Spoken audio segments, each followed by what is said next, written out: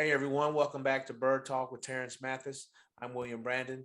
Please make sure you subscribe to the YouTube channel Atlanta Sports Unlimited and turn on those notifications so you do not miss an episode. This episode is brought to you by Prize Picks, the simplest sports fantasy game on the market. You can sign up using the code ASU, and Prize Picks will 100% match your initial offer. You can pick from fantasy football or baseball and combine either one, and you can download the app from the Google Play Store or the App Store. Well, our last episode, we talked about the offensive side of the ball and what we could Yes. potentially see there during camp. Well, today, I guess we're going to discuss the defensive side of the ball and what we hope to see there. And I'm sure the viewers are waiting to hear what you got to say about the defense after that last episode. Well, we were excited about what we want to see from this offense. And for this offense to play at a high standard and have more opportunities to score, the defense have to shut down people and create turnovers and do the things that they should do. Now we know we've ranked almost last in every category defensively last year. Mhm. We need to bump that up to 15, 14, 13 to have a chance to be in the playoffs. And I think this year's defensive unit has the ability to be very creative because Dean Pease from everywhere he's been, the linebacker position is the key. Mhm. 3-4 defense with fast physical linebackers with a stout defensive line. As you know, we re-signed, well, we extended Grady Jarrett, so there's no worrying about, hey, am I going to get a contract after the season? Not now, he can just go out and play football. And we start right there where the key. We Mhm. must stop the run and create third and longs. And if we able to do that with Jarrett Davison and Taquan, which is I think is, I'm not saying it's a great defensive front, but it's a solid defensive front. It's an active defensive front. It's a young defensive front, and I like that. And then if we go on the edges, they're considered on the depth chart outside linebackers, which they are, but they're edge guys. We just call them edge guys. And we picked up Carter from the Giants, who I thought was a good pickup.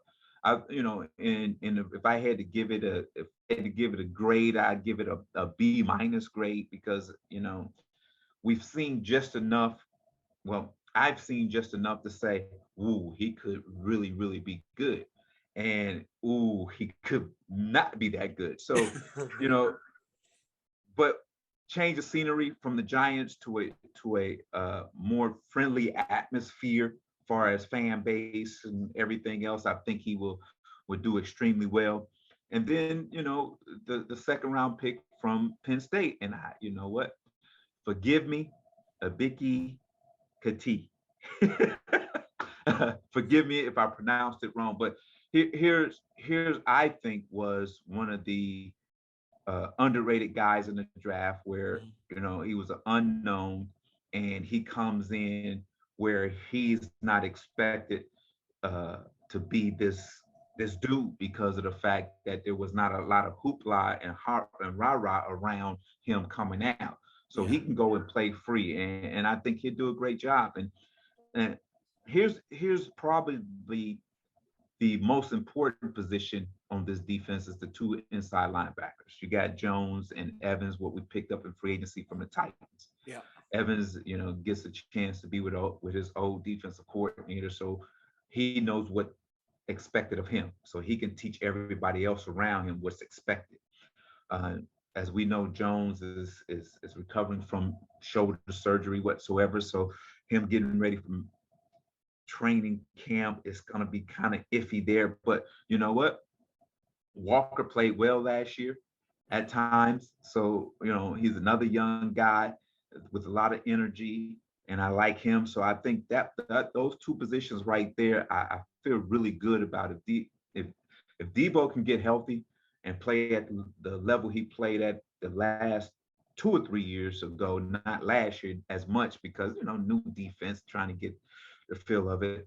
Uh, he's a very important part of what this defense does. And then on the back end, as I said, the linebackers are key because of the fact that this defense now with these athletic type linebackers Yeah. can create pressure, do some stunts, do some things, which P's like. So what you have to have on the back end is corners that can cover man to man. And by far, we got one of the best in the league in Terrell, who I think is on the verge of being an all pro. This could be his year where he becomes that first team all pro. Then we went out and got a free agent from the Raiders, Hayward, who is Yeah. another guy that's used to playing man to man. So you got two corners that you can play man to man with and create pressure by stunts and different type of exotic blitzes. And then on the back end, you just got to have solid players. You got Harris, who's coming back, who had a decent year, had some moments, but I think his play has to step up and to go to the next level for what is expected of him in this defense. Uh, in this defense, he's expected to be a run stopper, to fill holes and make plays around the line of scrimmage, and he has to be that guy. And the guy we picked up from the Lions, Marlowe, I don't, from free agency, yeah, okay, but I really think Richie Grant is your guy. I Yeah. think he's your guy that's gonna plug into that spot. That's a position right there. I think going into training camp, it's gonna be a battle right there. That's one position is one to look for. And then you got Hawkins. There's another. So you have four safeties right there that are interchangeable. And if one goes down, you really don't miss a beat. You may even be better with the two backups. And then we didn't even talk about Oliver. Oliver is that X factor where he can come in and play that third receiver, be that nickel back. And if one of the I'm not going to say one of the receivers, one of the DBs get hurt, one of the corners get hurt, one of them needs some oxygen and some water, he can come and fill in, Yeah.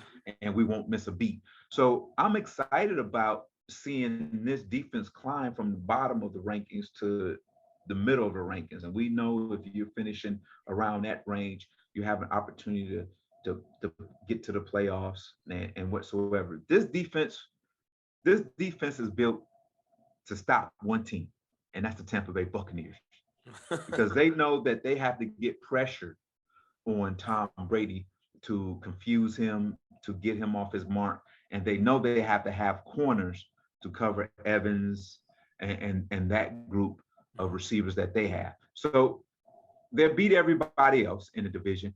Is beating the Tampa Bay Buccaneers, and then like we talked about a couple of weeks ago, where you know, our guy called me and said, "Where do you see 8 wins?" And when I told him the 8 wins, he said, "Oh yeah, that makes sense." Yeah. So there we go. You can easily get 8 wins if you play well defensively and create turnovers. Here's the thing: create turnovers and give this potentially explosive offense more chances to score. You have opportunity to jump from 8 wins to 10 wins and just like that. Yeah, the defense, like you said, starting off with the defensive line, that's some big boys up front. Right. That and especially if they kind of move Grady maybe over to an end type position, Yeah. he Yeah. can be a lot more free and kind of Right. hopefully be that Right. type of Aaron Donald disruptor, Right. on the line. Like you Right. said, the linebacker crew, we've got so many. We got so Yes. many linebackers Yes. Yes. that it's definitely going to be a competition come training Right. camp to see who going to be the four guys out there starting. And Right. yeah, I agree. Lorenzo Carter, Rashawn Evans, Mhm. Arnold, Beakett. I Yeah. can't. I Yeah. don't Well, mispronounce it either. And you and know, you still got Troy Anderson. yeah, but I think Evans and Carter was the key pickups for us. Yeah, I think these are two guys that is give us immediate help. Evans comes from a team that has been successful, making deep runs into the playoffs. So he comes from a winning pedigree, and I like that fact. The Carter kid is a young kid, but he has the length, the speed, and the moves to be very disruptive. And he can chase running back sideline to sideline, whatsoever, and be disruptive that way. So I like I've liked what the Falcons have done defensively, and as you said, there's a lot of young guys at that position at linebacker, and I think the Falcons have done a good job of building for the future with what they've signed, what they drafted, and some of the free agents they signed that are young guys. So this team right here is, right now on paper, they got better. Yeah. They got better after the draft and after the short stint of free agency before OTAs, and they still signing guys as we see day to day. Um, they got better on paper, but now paper don't win games, Yeah. so they got to go out and produce now.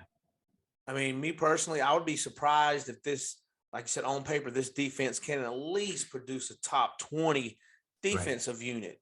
Right. Like you said, Dean Pease, he's finally got the group of guys at least somewhat that, it's his guys now. His He's guys. designing it, like you said, the way he wants to design one of these teams, like he did with the New England Patriots or the Baltimore Right. Ravens.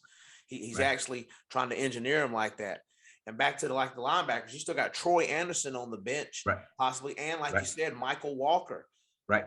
These are guys that are, Right. I mean, like you said, when somebody gets gassed on that defense, if they're Yeah. out there running around, Mhm. trying to do whatever, they keep them fresh, they can get that Right. pressure on Tom Brady. Right. And another corner, we forgot to mention D. Alford. We also got him as well. Yeah. So Yeah. we're pretty deep if everybody can stay healthy, and I hope they do. They move one of the corners to a running back. Was it Darren Hall? I seen that. Yeah. But here's the thing now about this defense.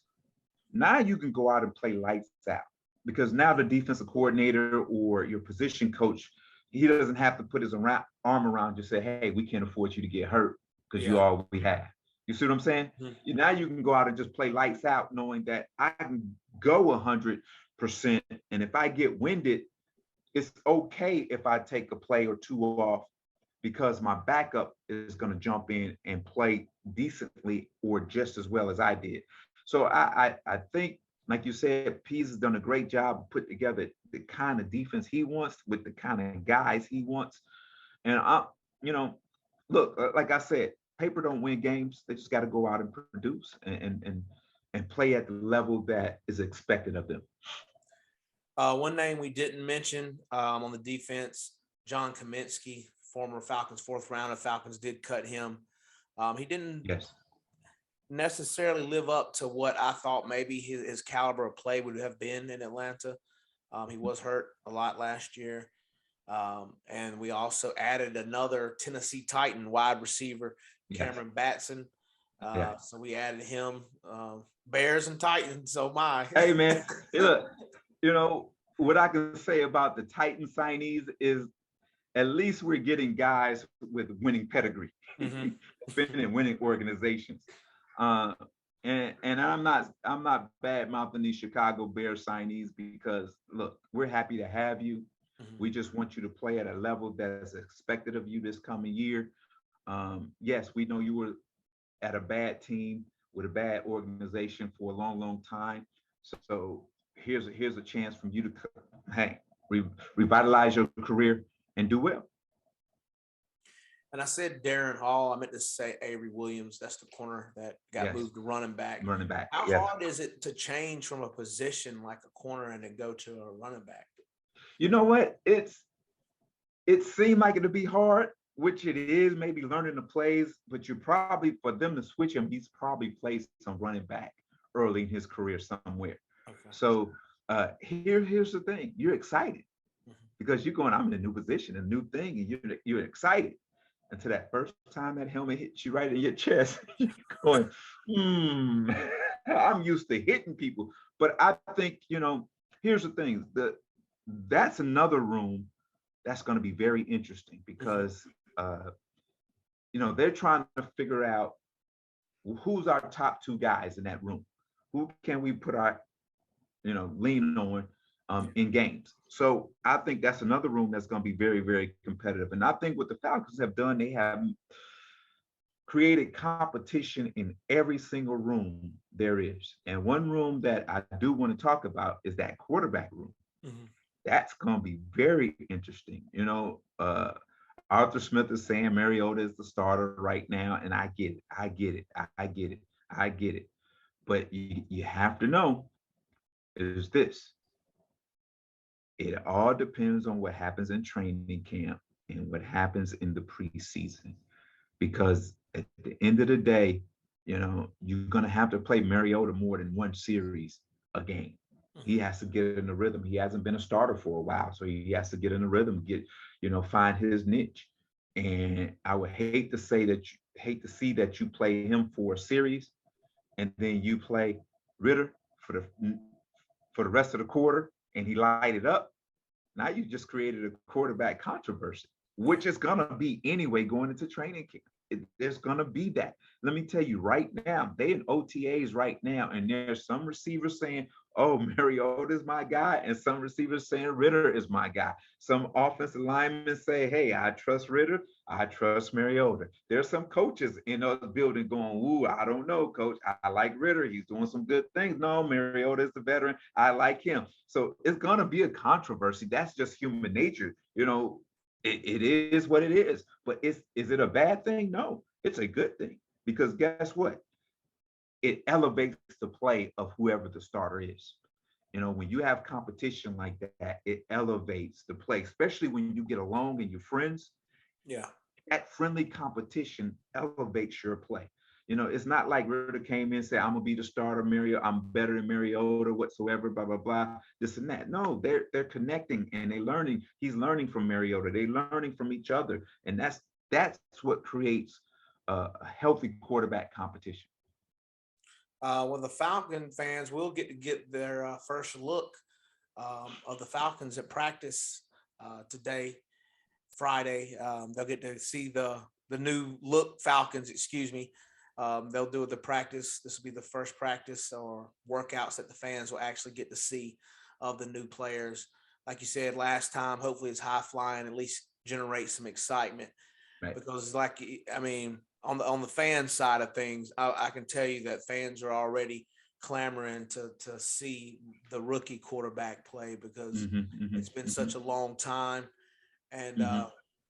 they just want to see freshness. So it's definitely going to be a lot of talk going into training camp, this Right. practice, and then going into the season. Like you said, hopefully they'll get preseason reps, and Yeah. we can get Yeah. they'll get a good feel Yeah. of things. But to open up against New Orleans, Marcus Mariota or whoever it is going to have Yeah.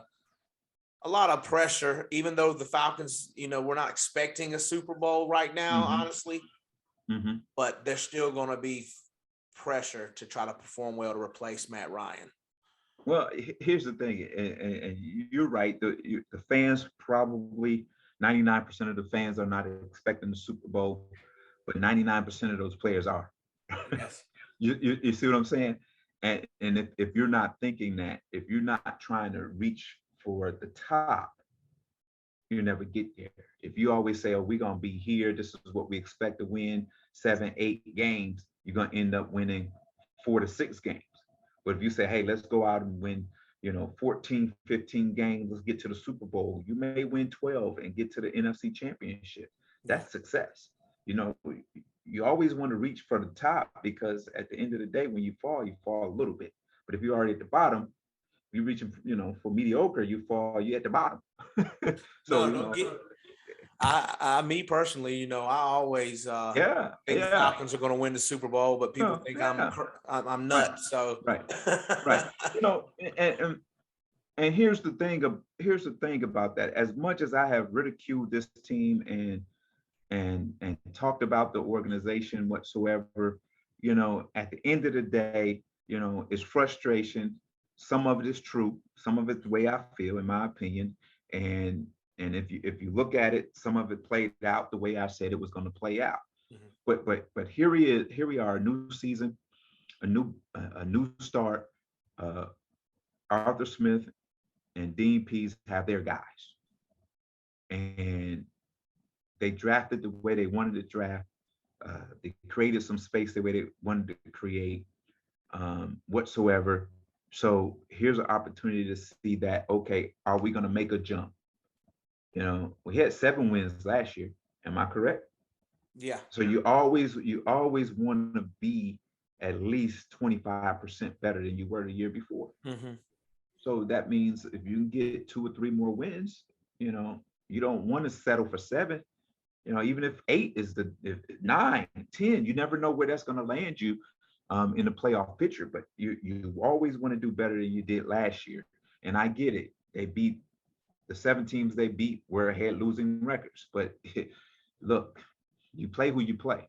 So here's a chance to shock the world. And you know what? All the people out there, the naysayers, believe this team is one of the worst teams in the league, at the bottom of the barrel. Look, me as a player, former player, that's a motivator for me. Oh, you think we can't? So that I take that personally, because if you say out of 32 teams, we're 31 or 32, you telling me I'm one of the worst wide receivers in the game. Yeah. That's pretty much what you're saying, Yeah. because I'm part of that. I'm part of this team. Yes. So that's the Look. mentality you have to have. That you can't say, oh, they say our team is ranked 31 or 32 in the power rankings. That's you. Yes. Talking about you. They ain't talking about you. What? You're not part of the team.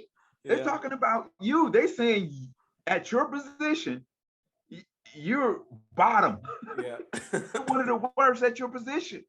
That's like saying out of a group of wide receivers in the league, you're ranked 32. Your group is 32. You got to take that personally. Yes, definitely. So, my whole thing is when I played, I tried to find things to motivate me to play at a high level. I never came in thinking the year before was okay. It Mhm. had to be better, and I always tried to find something to motivate me to push me to the level to play at my best. And you know, these young guys today, I don't know what motivates them, because I'm not in the locker room. Believe it or not, William, I'm 20 years removed from the last time I played a football game. So That's I what's don't up. know, but I don't think it's changed that you want to be the best and you want to be better than the guy in front of you. So I think that whatever it is that motivates you, go play for it. I don't, if it's money, if it's fame, is it jewelry, houses, is it for your parents, your grandparents, your girlfriend, your wife, your kids, whatever you playing for, play for it. Just don't go out and play. Play to make people proud of you. Who is it in your life you don't want to disappoint? Mm. Don't disappoint that person. So go out and play at the level and be the professional, not only on the field but off the field, that's expected of you, not from your organization, not from your teammates, not from the fans, but from your family and friends. So whatever it is, man, go play for it. It's been a kind of, I guess, a down week for the Falcons because their big announcement yesterday was that they're bringing back the red helmets. So that was the big news of the day. Did you ever have a particular uniform combo that was your favorite? Is it the one behind you? I didn't. It was always that black jersey. Mm-hmm. Whatever it was. The pants never changed. The gray pants with the stripes, it never changed. But it was the black jerseys. If I had my preference for this year, boy, I'll go all red Mm-hmm. pants, jersey, and helmet. And then knowing me, I have on red cleats too. Yeah, I think those red helmets look really, really good. Um, you know, at the end of the day, a uniform is a uniform. yeah, Uniforms don't play. Players do. exactly. Yeah, So I don't care what you put on me. I had to play in it. So it's good for the fans, and that's. But for us as players, it's like when it's hanging up, we're going, oh yeah, that's hot. yeah, But you still got to go play football. The uniform don't make the player makes the uniform. definitely. No, I figured since they announced it, I'd Okay. bring it up at the end because I Well, knew. one other announcement, Alex Mack is Yeah, retiring. yeah, I had scratched my head how they let him get away. One of the best centers, one of the top 5 centers to ever play in Atlanta Falcon history, even though it was for a short period. yeah. Uh, I was scratching my head. Wow. But, good for him. Good for him. He had a great career. I applaud it. Yeah, I wish that we could have, had him a little longer and Yeah, have gotten that Super Bowl when we yeah, had the chance. And I mean, we've only got what Deion Jones and Grady Jarrett left yes, on the team yes, now. So yes. So you can't talk about the Super Bowl anymore. Who yeah, you gonna talk? Who we gonna them talk two, to it they just about? look at I each mean, other and talk about it. yeah, yeah. You remember when? Oh, you weren't even here. Yeah. Yeah, it's so much young, fresh blood in that locker room Yes, now. It is definitely a full change yes, for of sure. culture and all. What you got for us at the end of the day? Um, you know, this week has has garnished another disappointment for me in my pursuit of a coaching job. Uh, it's been 10 plus years where no door has opened for me um, in my pursuit of a head coaching job or a position job on the college level or on the NFL level. And this latest one put me in a spin where uh, I didn't question who God was. Mhm. I questioned what is it you have for me to do. Um, and it brought me to a point where I just have to be still and believe that He's faithful. And then in my readings this morning, one of the things that hit me that probably that I need to work on is forgiveness. Mhm. We have to forgive those that hurt us. We have to forgive the things that has happened to us. So with all this disappointment, I have resentment towards ads, coaches, whatsoever, organizations whatsoever. And the frustration I have, which is I think is holding me back, is I keep saying when I get this job, watch me prove to them how great a coach I am. Yeah. That's not what God wants me to do. He wants me, when God says, when I give you this job, I want you to tell them how great I am. And I keep forgetting that. So I have to forgive those who shut doors on me or who haven't opened doors for me, including the Falcons organization. I have to forgive and I have to move on. That don't mean I'm gonna forget, Mhm. but I'm gonna forgive. So within that forgiveness, I have to forgive myself. Yeah. So for all of you out there, when you know your boss, it's the same thing in your job and in your situation. You have to forgive those that don't do what you pray God to do for you through them, and have to move on. And then you have to forgive yourself for the hatred or the bad ill feelings that you have towards them for you to go to the next level and to get what God has for you. All right. Thank you for sharing that, Terrence. I hope everyone has a great day. Remember to sign up for Atlanta Sports Unlimited and turn on those notifications so you don't miss an episode. Hope everybody has a great day.